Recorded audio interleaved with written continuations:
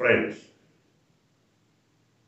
ఆంధ్రప్రదేశ్ మాజీ ముఖ్యమంత్రి జగన్మోహన్ రెడ్డి పరిపాలనా కాలంలో తీసుకున్న నిర్ణయాలపైన పునఃసమీక్ష జరుగుతోంది. కొత్త ప్రభుత్వం కొలువు తీరిన తర్వాత అనేక నిర్ణయాలపైన వ్యతిరేక ప్రచారం కూడా విపరీతంగా సాగుతోంది. ఉదాహరణకి ఆయన క్యాంప్ కార్యాలయంలో ప్రభుత్వం అందజేసినటువంటి ఫర్నిచర్కి సంబంధించి కూడా విపరీతమైన ప్రచారం జరిగింది. అంతేకాకుండా ప్రభుత్వ అతిథి గృహంగా అత్యంత సౌకర్యవంతంగా నిర్మించిన ఋషికొండ భవనాల సముదాయానికి సంబంధించి కూడా విపరీత ప్రచారం జరిగింది. ఎందుకంతగా విపరీత ప్రచారం జరుగుతోంది? అంతేకాకుండా వైసీపీకి సంబంధించినటువంటి 4 ఎంపీలు కూడా బీజేపీలోకి వెళ్ళబోతున్నారు. ఇలాంటి ప్రచారం లేదా మరికొంత అనేక రకాల వ్యతిరేక ప్రచారం కూడా విపరీతంగా సాగుతోంది. ఏదో మద్యం కుంభకోణం జరిగింది, ఇంకేదో జరిగింది. నిజానికి కొత్తగా ప్రభుత్వం కొలువు తీరిన తర్వాత, అధికారం వారి చేతికి వచ్చిన తర్వాత, పాత ప్రభుత్వ యంత్రాంగాన్ని కానీ అధికార యంత్రాంగాన్ని కానీ పాత ప్రభుత్వ అధినేతలుగా ఉన్నటువంటి నాయకుల్ని కానీ వేధించాలనుకుంటే పలు రకాల మార్గాలు ఉంటాయి. కానీ కూటమి ప్రభుత్వం మాత్రం తెలుగుదేశానికి అలవాటైనటువంటి విష ప్రచారానికే ప్రాముఖ్యం ఇచ్చింది. అధికారం లేనప్పుడు, అధికారం చేజిక్కించుకున్న తర్వాత ఎప్పుడైనా సరే ప్రత్యర్థి మీద విపరీతమైనటువంటి విష ప్రచారం. ఏదో ఆ కుంభకోణం జరిగిపోయింది, లేదు ఆ పథకాలు పాత ప్రభుత్వం జగన్మోహన్ రెడ్డి ప్రభుత్వం ఏవైతే సంక్షేమ పథకాలు చేపట్టిందో వాటికంటే రెట్టింపు ఇస్తాం. జగన్మోహన్ రెడ్డి ప్రవేశపెట్టిన పథకాల వల్ల ఆంధ్రప్రదేశ్ శ్రీలంక అయిపోతుంది, వెనిజులా అయిపోతుంది, లేకపోతే మరొకటి అయిపోతుంది. అంతకంటే రెట్టింపు ఇస్తే మాత్రం భారతదేశంలో అంతర్భాగంగా వెలుగొందుతుంది. ఇది మాయాజాలం, ఇదే ప్రచారం. కానీ ప్రభుత్వానికి ఆదాయం చేకూర్చేటువంటి వనరుగా ఉన్నటువంటి అంశాలను కూడా ఎందుకు వాటిపైన విష ప్రచారం సాగుతోంది? ముఖ్యంగా విశాఖపట్నంలో ఋషికొండ పైన నిర్మించినటువంటి భవన సముదాయం, ఋషికొండ ప్యాలెస్ కాదు అది. ప్యాలెస్ అంటే ఒకటే ఉంటుంది, కానీ అక్కడ భవన సముదాయం 7 భవనాలు ఉన్నాయి. ఆ 7 రిసార్ట్స్ కూడా విఐపి లాంజ్లుగా పనిచేయడానికి నిర్దేశించినవి. అంటే విదేశీ ప్రతినిధులు వచ్చినప్పుడు కానీ, దేశంలోని అత్యున్నత స్థాయి ప్రభుత్వ ప్రతినిధులు వచ్చినప్పుడు కానీ, రాష్ట్రపతి, ఉపరాష్ట్రపతి, ప్రధాని లేదా ఆ స్థాయి నాయకులు వచ్చినప్పుడు కానీ బస చేయటానికి అవసరమైనటువంటి సరైన సౌకర్యాలున్న విడిది లేకపోవడం వల్ల జగన్మోహన్ రెడ్డి ఒక ప్రెస్టీజియస్గా ప్రతిష్టాత్మకమైనటువంటి నిర్మాణాలని అక్కడ చేపట్టాలనుకున్నారు. అవి మల్టీపర్పస్ బిల్డింగ్స్. అంటే ఒకవేళ అతిథి గృహాలుగా అవి ఉపయోగపడకపోతే ప్రభుత్వ కార్యాలయాలుగా అయినా సరే ఉపయోగపడటానికి వీలుగా వాటిని రూపొందించారు. అంటే సొమ్ము వృధా కాకుండా అవి మల్టీపర్పస్గా ఏ రకంగా అయినా వినియోగించుకోవడానికి వీలుగా వాటిని నిర్మించారు. అదేదో ఋషికొండ ప్యాలెస్, లేకపోతే దాంట్లో టాయిలెట్ ఏదో 15 లక్షలు, ఇంకేదో టబ్బు 30 లక్షలు, ఇంకేదో అది ఇటాలియన్ స్ట్రక్చరు, ఇటాలియన్ మార్బుల్తో కానీ టైల్స్తో కానీ ఇటాలియన్ స్ట్రక్చర్ని అత్యంత అధునాతనంగా విలాసవంతంగా నిర్మించిన మాట వాస్తవం. మన దేశ ప్రతినిధులు ఇతర దేశాలకు వెళ్ళినప్పుడు, మన ప్రధాని కానీ రాష్ట్రపతి కానీ లేదా ఇతర ఆ స్థాయి వాళ్ళు ఎవరైనా వెళ్ళినప్పుడు ఆ దేశాల్లో ఇచ్చేటువంటి ఆతిథ్యం ఏ విధంగా ఉంటుంది, అది సామాన్య ప్రజలకు తెలియకపోవచ్చు. సాధారణ పౌరుడికి ఆ రకమైన అనుభవం లేకపోవచ్చు. కానీ రాష్ట్ర స్థాయిలోనో దేశ స్థాయిలోనో చాలామంది ప్రతినిధులు, రాజకీయ ప్రతినిధులు, రాజకీయ నాయకులు ఆ రకమైనటువంటి సౌకర్యాలను చూసి ఉండొచ్చు. అందువల్ల ఋషికొండలో ఒక అద్భుతమైనటువంటి, అంతకుముందు అక్కడ హరిత రిసార్ట్స్ ఉన్నాయి, వాటిని పునరుద్ధరించి మార్పు చేసి వాటికి కొత్త సొబగులు అద్ది కొత్త సొగసులతో తీర్చిదిద్దారు. ఇందులో తప్పేంటి? ఏం జరిగింది? అక్కడ పర్యావరణం ఏదో దెబ్బతిన్నది. నిజానికి 3 పంటలు పండే, బంగారం పండేటువంటి, సిరులు పండే భూముల్ని ప్యాలెస్లు కట్టడానికి వేల ఎకరాలు ప్రభుత్వం స్వాధీనం చేసుకున్నప్పుడు పర్యావరణం దెబ్బతిల్ల. అక్కడ కొండపైన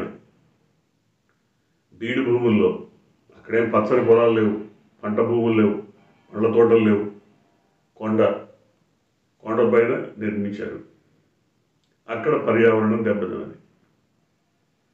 అంతేకాదు, అది ఒకళ్ళు 350 కోట్లని, ఒకళ్ళు 400 కోట్లని, ఒకళ్ళు ఇంకొంచెం మంచిది 500 కోట్లని, అసలు ఎంత సొమ్ము దానికి వెచ్చించారన్నది ప్రభుత్వం లెక్కలు ఉన్నాయి, చెప్పచ్చు. ప్రభుత్వం వాళ్ళ చేతుల్లోనే ఉంది. ఇవాళ ఆ భవనాలకు సంబంధించినటువంటి అంశాన్ని ఒక రాజకీయ అంశంగా మార్చి దేశ స్థాయిలో, జాతీయ స్థాయిలో చర్చకి దారితీసినప్పుడు, చర్చనీయాంశంగా మార్చినప్పుడు అనేక మంది బడా పారిశ్రామికవేత్తలు, వ్యాపారవేత్తలు ఇప్పుడు వాటిని స్వాధీనం చేసుకోవడానికి ముందుకు వస్తున్నారు. అంటే ఆ రిసార్ట్స్ని మాకు అమ్మేసినా మంచిదే, లీజుకి ఇచ్చినా మంచిదే, సంవత్సరానికి ఇంతని మేము లీజ్ ఇస్తాము. ₹1,00,00,000 లీజ్ వచ్చేటువంటి అవకాశం ఉంది. ఎందుకంటే ఎంతో ప్రతిష్టాత్మకంగా నిజాం నిర్మించుకున్నటువంటి హైదరాబాద్ చంద్రాయణగుట్ట దగ్గర నిజాం నిర్మించుకున్న లక్నుమా ప్యాలెస్, అద్దాల భవనం అది. దాన్ని మెయింటెనెన్స్ చేయలేనప్పుడు ప్రభుత్వం తాజ్ గ్రూప్కి ఇచ్చేసింది. తాజ్ గ్రూప్ ఒక అందమైనటువంటి ఆకాశ హార్మ్యంగా దాన్ని మార్చి ఈ దేశానికి అత్యున్నతమైనటువంటి పదవుల్లో ఉన్న ఎవరైనా వచ్చినప్పుడు అక్కడ బస చేయడానికి విడిదిని ఏర్పాటు చేసింది. చాలామంది విదేశీయులు, అమెరికా అధ్యక్షుడి కూతురు వచ్చినా అక్కడే బస చేశారు. అట్లాగే ఈ భవనాల్ని కూడా తాజ్ గ్రూప్ కానీ, లేదా టాటా, ఇంకో బిర్లా, ఇంకోళ్ళు అంబానీ, అదాని, ఎవరైనా they are ready to occupy, తీసుకోవడానికి సిద్ధంగా ఉన్నారు. ఈ మేరకు టాటా వాళ్ళు ఆల్రెడీ రాష్ట్ర ప్రభుత్వాన్ని అడిగారు, సంప్రదించారు. రాష్ట్ర ప్రభుత్వం కూడా దీని మీద సంప్రదింపులు జరుపుతోంది. ఒకవేళ అదే కనుక నిజమైతే ఆ లీజు సొమ్ము సంక్షేమ పథకాలకి ఉపయోగిస్తామని కూడా చంద్రబాబు చెప్తున్నారు. అంటే ఎక్కడ నష్టపోయింది ఏం లేదు. జగన్మోహన్ రెడ్డి భవనాలు, అందమైనటువంటి, సౌకర్యవంతమైనటువంటి, విలాసవంతమైన భవనాలు నిర్మించడం వల్ల అవి ప్రభుత్వ భవనాలు. ఎక్కడ అందులో అంగుళం కూడా జగన్మోహన్ రెడ్డికి సంబంధించినటువంటి అంశం లేదు. ఆయన ఆస్తులు కాదు, ప్రభుత్వ భవనాలు. కాబట్టి ప్రభుత్వం ఏ విధంగా వాటిని ఉపయోగించుకోవచ్చు. ఇకపోతే చంద్రబాబు కాలంలో ఎన్ని క్యాంపు కార్యాలయాలు నిర్వహించారు? హైదరాబాద్లోనే 3. ఎన్ని హోటళ్లలో బస చేశారు? దాదాపు 4 హోటళ్లలో బస చేశారు. ఈ బస చేసిన హోటళ్ల బిల్లులు ఎంత? ఆయన హైదరాబాద్లోనే మెయింటైన్ చేసిన 3 లేక్ వ్యూ గెస్ట్ హౌస్లో కానీ, మదీనాగూడలో కానీ, జూబ్లీహిల్స్లో కానీ చేసినటువంటి ఖర్చు ఎంత?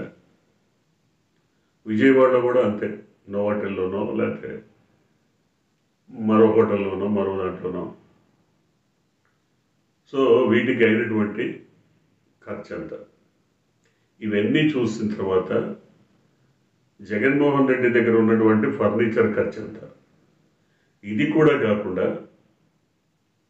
అక్కడ కృష్ణా పరివాహక ప్రాంతంలో కరకట్ట లోపల లింగమనేని గెస్ట్ హౌస్ని ఆక్యుపై చేసుకున్న తర్వాత, సరే ఆయన గిఫ్ట్గా ఇచ్చాడని కొంతమంది, ఇవ్వలేదని కొంతమంది, అది ప్రభుత్వ భవనం అని చంద్రబాబు, కాదు ప్రైవేట్ భవనం అని దాని మీద మళ్ళీ అద్దె వసూలు చేయటం ఒక మాట కాదు, ఒక పద్ధతి కాదు. లింగమనేని ఇచ్చేసానంటాడు, అది ప్రభుత్వ భవనం అని ముందు చంద్రబాబు అసెంబ్లీలో చెప్తాడు, తర్వాత వచ్చి నేను దాంట్లో అద్దెకుంటున్నాను, నాకు అద్దె కట్టండి అంటారు, గవర్నమెంట్ అద్దె కట్టాలంటాడు. ఆయన అద్దె కట్టడమే కాదు, ఆయన కొడుకు కూడా అద్దె వసూలు చేసుకున్నాడు. సో ఇక్కడ అద్దె పేరుతో ఎంత వసూలు చేసుకున్నా, ఏం చేసినా అక్కడ ఫర్నిచర్ ఎవరు సమకూర్చారు? ఆయన ముఖ్యమంత్రిగా పదవీ బాధ్యతలు స్వీకరించక ముందు, అంటే మొన్న పదవీ బాధ్యతలు స్వీకరించక ముందు ప్రతిపక్ష హోదాలో ఉన్నప్పుడు ఫర్నిచర్ అంతా ప్రభుత్వానికి అప్పగించారా? అసలు ప్రభుత్వం అడిగిందా? ఇంత యాగి చేసిందా? జగన్మోహన్ రెడ్డి 5 ఏళ్ల కాలంలో ₹1 మాత్రమే జీతంగా తీసుకున్నారు, సింగిల్ రూపీ, అది హానరోరియంగా, పారితోషికంగా. ఆయన ఎక్కడ ప్రభుత్వ భవనాలని తన రెసిడెన్షియల్ బిల్డింగ్స్గా వినియోగించుకోలేదు, ఎక్కడ కూడా. అంతేకాకుండా ఆయన తన పార్టీ కోసం పార్టీ కార్యాలయంగా నిర్మించుకున్నటువంటి భవనాన్ని క్యాంపు కార్యాలయంగా మార్చుకున్నారు. అక్కడ సౌకర్యవంతంగా ఉంటుందని భావించారు. ఆ భవనంలో అధికారులు కానీ లేదా ఇతర ప్రజాప్రతినిధులు కానీ వచ్చినప్పుడు వారు కూర్చోవడానికో, నిల్చోవడానికో, లేదా ఏదైనా సభా సమావేశం నిర్వహించుకోవడానికో అవసరమైనటువంటి ఫర్నిచర్ని ప్రభుత్వం సమకూర్చింది. ఇది ప్రభుత్వ బాధ్యత. ఆయన పదవి విరమణ చేసిన తర్వాత, పదవిలోంచి తొలగిపోయిన తర్వాత ఆ ఫర్నిచర్ని గవర్నమెంట్కి హ్యాండ్ ఓవర్ చేస్తాం, లేదంటే వాటిని తీసుకెళ్ళడం ట్రాన్స్పోర్ట్ ఖర్చు వేస్ట్ అనుకుంటే వాటికి ఎంత విలువైతుందో చెబితే దాన్ని పే చేస్తామని వైఎస్ఆర్సీపీ ఒక లేఖ రాసింది ప్రభుత్వానికి. దాని మీద స్పందించకుండా ఎందుకు ఇంత రచ్చ? జగన్మోహన్ రెడ్డి ₹1 కూడా జీతం తీసుకోలేదు, కానీ చంద్రబాబు, ఆయన సుపుత్రుడు ప్రతి నెలా జీతాలు తీసుకున్నారు, టీఏలు తీసుకున్నారు, డిఏలు తీసుకున్నారు. తడిసి మోపిడంత అయింది. వాడు తిరిగారా, తిరగలేదా, లేదు వాళ్ళకి సెక్యూరిటీ ఖర్చు ₹1,00,000 సెక్యూరిటీ ఖర్చు ప్రతి నెల. మరి ఇవన్నీ ప్రభుత్వం సమకూర్చినప్పుడు, ప్రభుత్వ సొమ్ము ఈ విధంగా ఖర్చు అవుతున్నప్పుడు దీన్ని ఎందుకు ప్రస్తావించట్లేదు? దీన్ని టీడీపీ కానీ, జనసేన కానీ, లేదా ఇతరత్ర బీజేపీ కానీ ఎందుకు ప్రస్తావించట్లేదు? ఈ వివక్ష అనవసరం. పార్టీ ఏదైనా, ప్రజాప్రతినిధి ఎవరైనా వారికి అవసరమైనటువంటి సెక్యూరిటీ ఇవ్వటం ప్రభుత్వ బాధ్యత, ఇస్తుంది. అట్లాగే వారి కార్యాలయాన్ని ముఖ్యమంత్రి హోదాలో కార్యాలయాన్ని ఏర్పాటు చేసుకున్నప్పుడు కార్యాలయంలో ఫర్నిచర్ సమకూర్చడం ప్రభుత్వ బాధ్యత, ప్రభుత్వం సమకూరుస్తుంది. ఆయన పదవి నుంచి వైదొలిగినప్పుడు మీరు ఒక నోటీస్ ఇచ్చేసి మేము ఫర్నిచర్ స్వాధీనం చేసుకుంటున్నాం, తీసుకెళ్తున్నాం, ఓకే. లేదు ఈ ఫర్నిచర్ ఇక్కడే ఉంటాం, దీనికి మీరు ఇంత అమౌంట్ కట్టాలి, ఓకే. రెండూ లేకుండా ఫర్నిచర్ దొంగ ఇంకేంటో ఎవరు దొంగతనం చేశారో, ఎవరి ఇళ్లల్లో ఎంత ఫర్నిచర్ ఉందో ఒక్కసారి కనుక మరి ఏ విజిలెన్స్ వాళ్ళనో వెళ్ళి చూడమంటే మొత్తం బయటపడిపోతుంది. ఎందుకంటే అసెంబ్లీలో ఉండాల్సినటువంటి ఫర్నిచర్ని ఎవరికీ తెలియకుండా గత ప్రభుత్వ స్పీకర్ కోడెల శివప్రసాదరావు నసరావుపేటలోని తన హీరో హోండా షోరూమ్కి తరలించడం, అది దొంగతనం. అంతే తప్ప జగన్మోహన్ రెడ్డికి ఆఫీస్కి ప్రభుత్వమే సమకూర్చింది. వాళ్ళ దగ్గరే పేపర్స్ అన్నీ ఉన్నాయి, లెక్కలు ఉన్నాయి, చూసుకోవచ్చు.